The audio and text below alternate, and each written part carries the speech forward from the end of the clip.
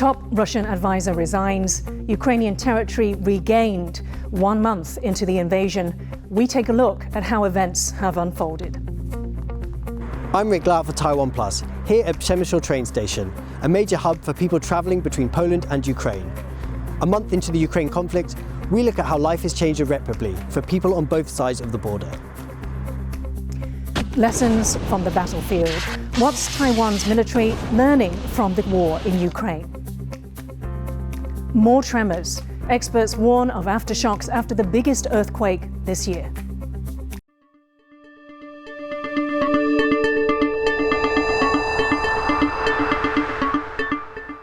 A warm welcome to TaiwanPlus News. I'm Yin Khvat. It's 1 month into Russia's invasion of Ukraine. Since the start of what Vladimir Putin calls a special operation, Russian forces have launched airstrikes, reduced cities to rubble, and forced millions to flee their country. But Russia is facing a number of setbacks. In Moscow, one of Putin's top advisors has resigned, and on the ground, Ukrainian forces are pushing back Russian advances to the capital, Kyiv. In the north, Russia holds territory bordering Belarus, where the invasion was first launched. They've captured a band that includes Chernobyl and stretches to around the second city, Kharkiv, which remains under Ukrainian control. In the east, Russia controls a large part of the Donbas region. Just days before the February 24th invasion, Russian soldiers entered the separatist-held Lugansk and Donetsk regions, and Moscow declared them independent states. Russia also controls a swathe of the country's south, above Crimea, which it annexed in 2014. This southern-held territory includes the major port city of Kherson, which the Ukrainian army is fighting to reclaim. Some of the most intense fighting so far has been in the strategic port city of Mariupol. If seized by Russia, both southern and eastern Russian-controlled areas would be connected. Our reporter Bing Wang now takes us from the start of the invasion to the very latest developments. The Bikovets made a 37-hour journey to western Ukraine after the Russian military began shelling their home city of Kyiv at the start of the invasion. In what has become a temporary home, the children now wallpapered a bunker with the scenes of what they have lived through. Arina from Odessa. Odessa, yeah. She's 11 years old. She draw very professional drawings, pictures, and she drew very beautiful woman soldier with a sniper rifle. It's been 1 month since the Russian president Vladimir Putin announced his, quote, special military operation into Ukraine. Мною принято решение о проведении специальной военной операции. Ее цель – защита людей, которые на протяжении 8 лет подвергаются издевательствам, геноциду со стороны киевского режима. Within minutes, air raid sirens went off and explosions were heard across cities in Ukraine. On February 24th, Ukraine President Volodymyr Zelensky announced the start of the attacks. Росія здійснила удари по нашій військовій інфраструктурі та по нашим прикордонникам, прикордонним загонам. В багатьох містах України було чутно вибухи. The country's leader introduced martial law and a call to arms for all males between the ages of 18 and 60. Some stayed behind to fight, others tried to flee the violence. According to the latest UN estimates, 10 million Ukrainians are displaced from their homes, with 3.5 million finding refuge in neighboring countries. International support came pouring in for Ukraine in the form of humanitarian and military aid. And around the world, people took to the streets to protest Russia's invasion of its neighboring country. Governments lobbed sanctions designed to cripple Russia's economy. We will keep up the pressure on Putin's crumbling economy, isolating him on the global stage. That's our goal. Make Putin pay the price. But the Russian shelling continued to pound Ukrainian cities. The worst hit Mariupol, a southeastern port city that the local council now calls ashes of a dead land. With pro-Russian troops surrounding the area, 100,000 residents are trapped without access to food, water, or electricity. Блокадний Маріуполь увійде в історію відповідальності за воєнні злочини. Зробити таке з мирним містом що зробили окупанти, це терор, який будуть згадувати і через століття. Zelensky has inspired support by speaking to lawmaking bodies around the world. Nearly a month into the conflict, Japan marks its first appeal to an Asian nation, with Zelensky beaming into the Diet in Tokyo. 我が国としても、ロシアに対するさらなる制裁、またこれまで表明した1億ドルの人道支援に加えて、この追加の人道支援も考えていきたいと思っています。Next stop for Zelensky, a NATO summit in Brussels on Thursday, where leaders are deliberating more aggressive sanctions against Russia. In an effort to head off the economic backlash, Russia's leader declared the country would only accept payment for the gas in its own currency. Мною принято решение в самое короткое время реализовать комплекс мер по переводу оплаты. Начнем с этого, с нашего природного газа, переводу оплаты нашего природного газа, поставляемого в так называемые недружественные страны, за российские рубли. Moscow says its operations are going to plan, but the Pentagon and Ukraine's military intelligence counter that Russian forces have faced heavy losses. And according to the mayor of Kyiv, Ukrainian fighters have retaken some cities. Putin has also lost a longtime aide, Anatoly Chubai, who resigned due to his opposition of the war and has left Russia. He's the highest-ranking official to resign so far. Repetition and time have not blunted Zelensky's impassioned calls for international support. Show your standing. Come from your offices, your homes, your schools and universities. Come in the name of peace. Come with Ukrainian symbols to support Ukraine, to support freedom, to support life. US President Biden will be arriving in Poland on Friday to assess the situation. As heads of state work to exhaust all diplomatic means, anti-war protesters continue to take to the streets. 1 month on from the first shot fired, it seems the fate of Ukraine is still being decided by its invader. Alex Chen and Bing Wong for TaiwanPlus. Millions have fled the conflict in Ukraine, with most ending up in neighbouring Poland. TaiwanPlus reporter Rick Glauert is at the Polish border in Przemysl, a major hub for people going between Poland and Ukraine. As he reports, uncertainty hangs over the region. Svetlana Vladimirovna and Natalia Nikolaevna left Kharkiv in eastern Ukraine on the 6th of March. They've now spent 2 weeks fleeing and sheltering from the advancing Russian forces, moving west across Ukraine until they reached the border to Poland, bringing with them the horrors of war. Бомбить очень сильно. Бомбили, мы просидели, нас приютили. Люди, мы там прожили. Мы начали различать уже, как стреляют грады. Грады это не так страшно, когда начали бомбить. Да, вот авиация это самое страшное, что было. Это очень страшно. Like many of the more than 2 million who have now fled to Poland, travelling to this large border town was their first step to finding a place to stay. In the last month, this train station has become a major hub for people fleeing the conflict in Ukraine, and an important part of humanitarian efforts to help those affected by the war. But it's not just fleeing refugees. Since Russia invaded, more than 240,000 people have travelled in the opposite direction, from here in Poland into Ukraine. 23-year-old Elena Sergeyevna says goodbye to her mother, who lives in Poland, to return to Ukraine. She's heeding the call of her town mayor, who has asked for residents to help the economy by coming home. Elena's boyfriend has just joined the army, led by President Volodymyr Zelensky, whose determined leadership has galvanized his people. Я героем себя не чувствую, потому что это самое малое, что я могу дать. Это приехать к себе домой, всех поддерживать, поработать, как-то дать.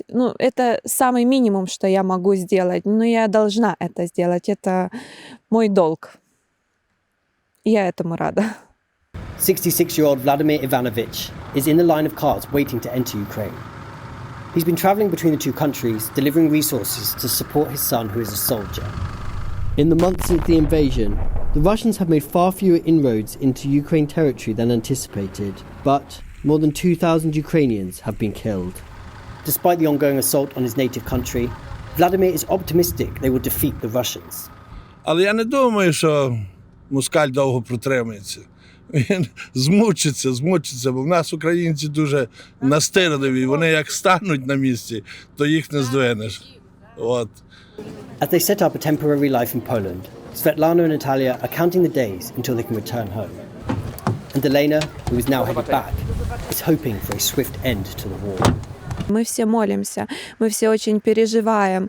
Мы вот уже, когда уже это все закончится, когда мы увидим там свет солнышка мирного, вот, но это все будет. Мы надеемся, что это будет очень-очень скоро. As traffic across the border continues to flow both ways, a pianist has come from Germany to play, hoping to offer some solace to those displaced by the war. For them, for now, stability in this region is hard to imagine. Rick for TaiwanPlus in Przemysl, Poland. Throughout Russia's invasion, many comparisons have been drawn with Taiwan, the country's existence in the shadow of China, an authoritarian regime which claims it, has raised many questions about how Beijing is viewing the conflict. For more, our reporter Jaime Ocon spoke to Patrick Mendes, a former NATO Command military professor, currently at the University of Warsaw. Ukraine is actually connected by the land line between the border by the Russia and Ukraine. Therefore, there is a difference between in terms of the separation by one is by the Taiwanese Strait, another one is national land border between Russia and Ukraine. And there are many other differences and also similarities in terms of that grand vision that China is portraying to the world and taking a side of China is pretty much extending China's propaganda machine in the Chinese media. So that also kind of testament to the what they have agreed on, that China and Russia has no limit. So in a recent article you wrote talking about a possibility that there is a new Sino-Russian world order, or at least an attempt to change the global world order, you wrote that Ukraine will not be the last. Can you kind of explain what that means and what implications that has for maybe Taiwan? I think President Xi Jinping is carefully using this test case of Ukraine to reformulate it, recalculate its own invasion or taking over Taiwan or unification of Taiwan by force if necessary. So therefore, what I think is that China might be rethinks about what the US commitment is. US commitment to Taiwan is much greater, even though they have a policy of ambiguity. There's a much greater unity between the US and Taiwan. Not only that one, remember the Japan and South Korea and Australia, they are all democratic countries, will support US if there is a war between China and Taiwan. So therefore, I'm a little bit optimistic. This experience shows to China, we have to wait and see. It is too risky at this point to invade Taiwan.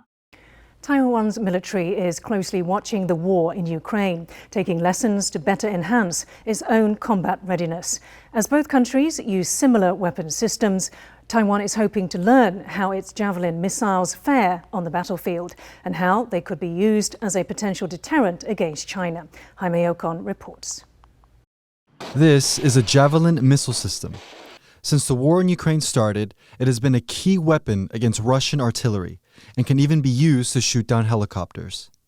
But Ukraine isn't the only country with this type of weapon.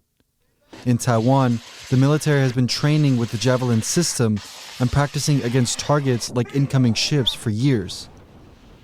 Taiwan is set to receive roughly 400 of these launchers by the end of the year as part of a procurement deal with the United States. 标枪飞弹的部分，它属于第三代的自动导引飞弹，可以增加这射手在战场上的存活率。那包含到它的穿越式装药，以及2种攻顶以及直攻的攻击模式，可以摧毁现代所有的战车。The war in Ukraine has reignited debate over Taiwan's combat readiness, and training with missile systems like these is just the start.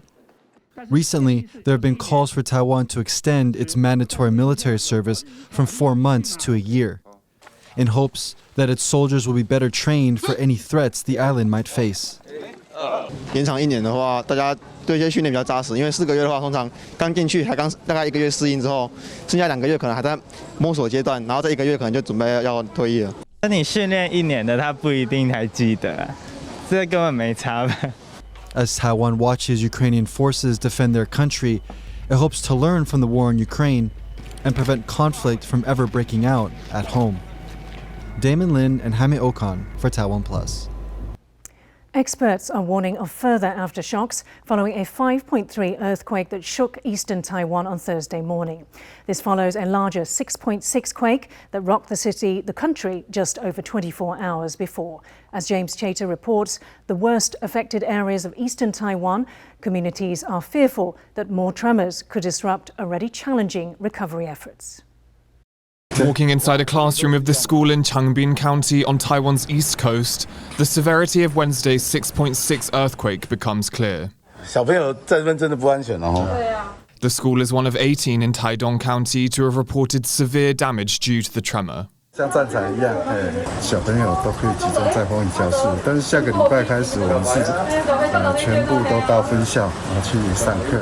In neighbouring Hualien County, poor weather is hampering efforts to clear rock slides.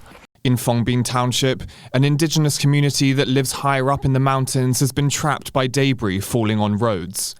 The Central Weather Bureau has issued rock slide warnings for eastern Taiwan amid concerns more aftershocks could come. 花莲山区这边降雨都累积起来都是比较大的哦，是有发到大雨特报这样的情况。因为在清晨的时候，甚至有地震发生，在土石会比较松软一些。那配合这比较大的降雨发生的话，在可能会要注意坍方或是落石的情况。地震。 Since Wednesday's quake, more than 70 aftershocks have been reported, with more expected. But the high number is concerning many. 如果以台东的这个地方来讲，过去就有类似的情形。那我们过去也有看到，一旦有比较规模大的地震，然后在深度30公里左右，这个地方的地震活动度是蛮高的，所以余震的数量这么多是蛮正常的。 Despite the reassurance, experts warn that seismic activity in eastern Taiwan has increased in recent years, and that a potentially catastrophic magnitude 8 quake could hit the area in the future. Karma Xu and James Chater for TaiwanPlus. Taiwan reported 139 new cases of COVID-19 on Thursday. 15 are local transmissions and 124 imported. 13 of the 15 domestic cases were reported in the southern city of Kaohsiung. They make up a new cluster. Right now, authorities are tracing the origin of that outbreak. Health Minister Sun Sudong says Taiwan is negotiating the purchase of over 2 million doses of the Novavax COVID-19 vaccine in order to ensure an adequate vaccine supply. A first batch of 20,000 frozen custard apples was sent out from Taiwan to Japan on Wednesday. Taiwan's farmers have been seeking new markets for their produce after China announced an import ban on Taiwanese custard apples last September over pest-related concerns. Taiwan says it is politically motivated. The fruit going to Japan has been treated with a new freezing process that can keep it fresh for up to 6 months. The texture is said to be similar to ice cream, and producers are hoping Japanese consumers will enjoy the novelty. Coming up, an influential Taiwanese artist's works are being collected into a book. Details in a moment.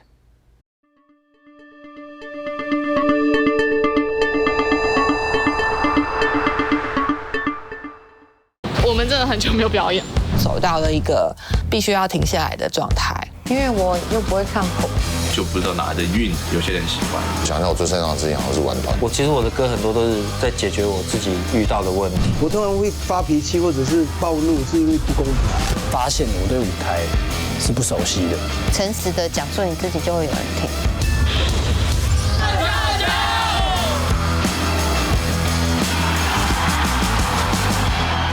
Welcome to the Mando。你知道怎么去台北车站吗？有这么多。台北哪里好玩 ？What's fun to visit in Taipei？我怎么知道？我都没有去逛。你家有几个人？我家有33个人。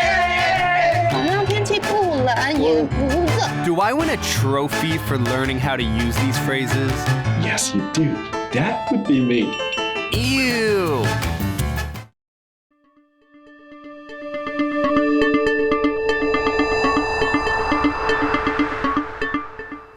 Welcome back. You're watching TaiwanPlus News. A reminder of our top story.